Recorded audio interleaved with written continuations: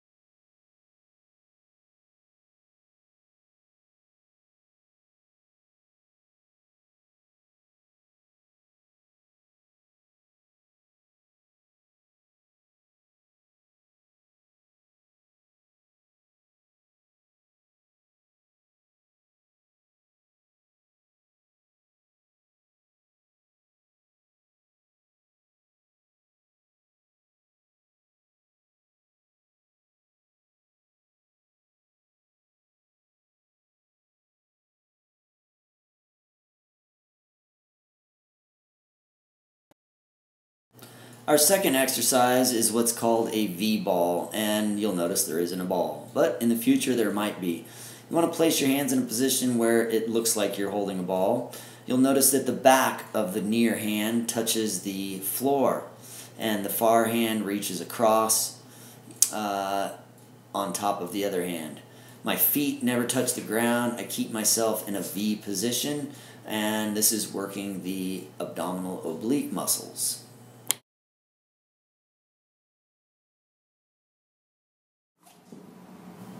Now we have our push-up. A push-up, the key to a good push-up is keeping those hips high, equal to the same height as the shoulders. Our elbows over our hands and our shoulders over our hands as well. Bending the elbow to 90 degrees and then back up again. Remember, a push-up is a moving plank. We need to keep that nice, stable, neutral spine position.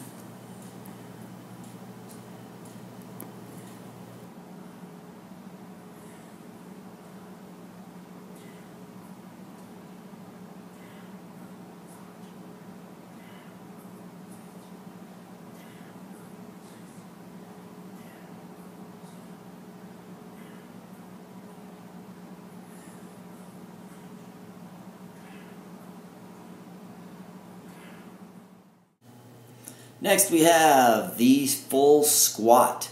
On the full squat, you'll notice that my feet are pointed straight ahead in a nice neutral position. My knees track over my toes. I'm dropping my hips below the knee. I can use my hands out in front for stabilization. But this being able to do a full squat with the feet shoulder width apart is a very important move for all people to be able to do.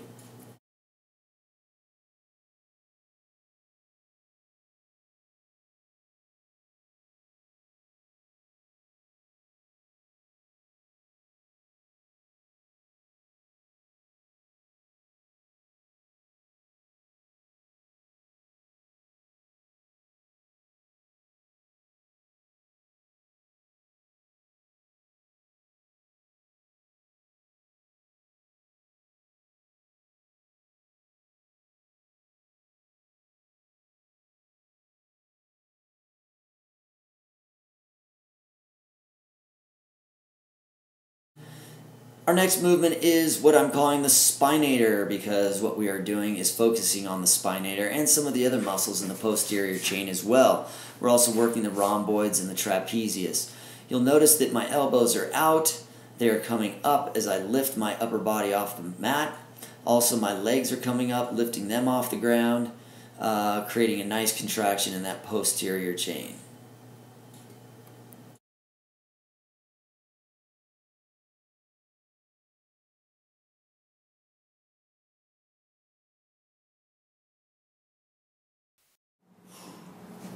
And here it is, the crux of the 10 by 20 killers, the burpee. You notice the burpee is a total body movement. Both feet are shooting out at the same time. Both feet are shooting in at the same time. I'm bending the elbows to 90 degrees, maintaining a neutral spine, keeping the hips and shoulders at the same height, and I'm jumping off the ground at the end. This will definitely get that heart rate into the stratosphere.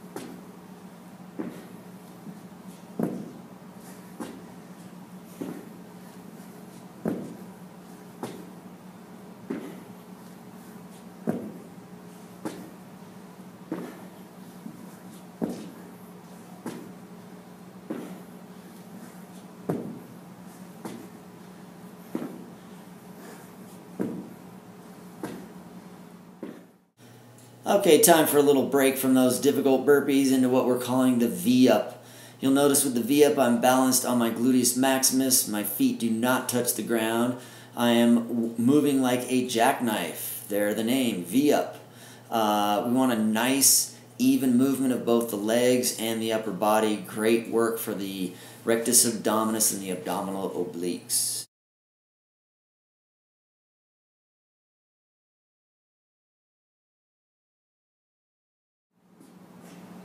Next, we have the split lunge.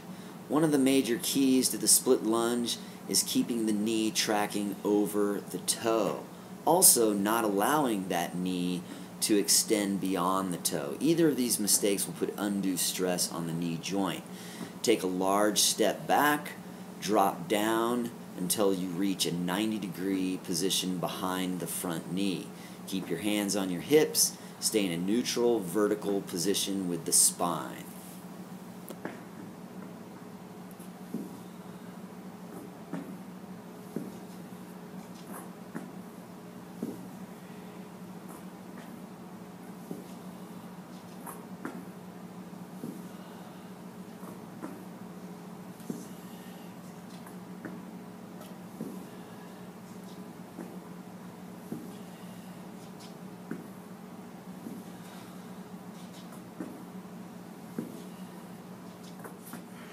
Well, we're getting close. On to the rotating push-up.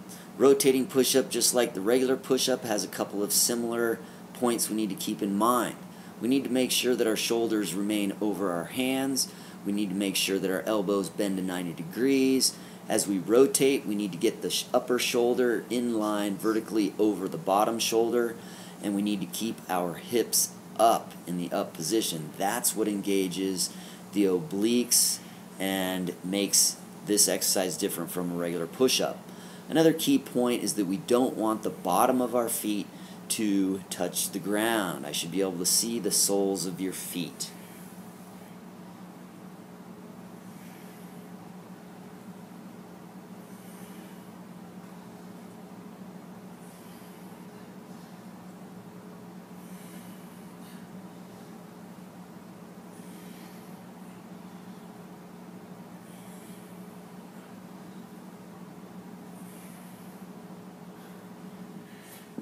Just very quickly, here is the rotating push-up from the side.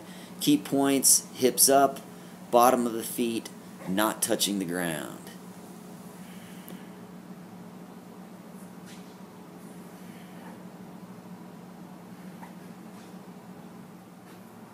And our last exercise, the 60-second minute to win it. This is the key to completing the killers, being able to jump rope without any mistakes for 1 minute straight. That comes out to about 120 jumps at the pace that I'm going at right here. What you'll notice is that I'm only jumping off the ground high enough for the rope to fit underneath my feet. My elbows are in, which relaxes my shoulders. I'm spinning the rope from my wrists. this is the form you want to use. Something I've known that has helped me be able to focus not on the time is to actually count my jumps. Give it a try. Best of luck. We are done.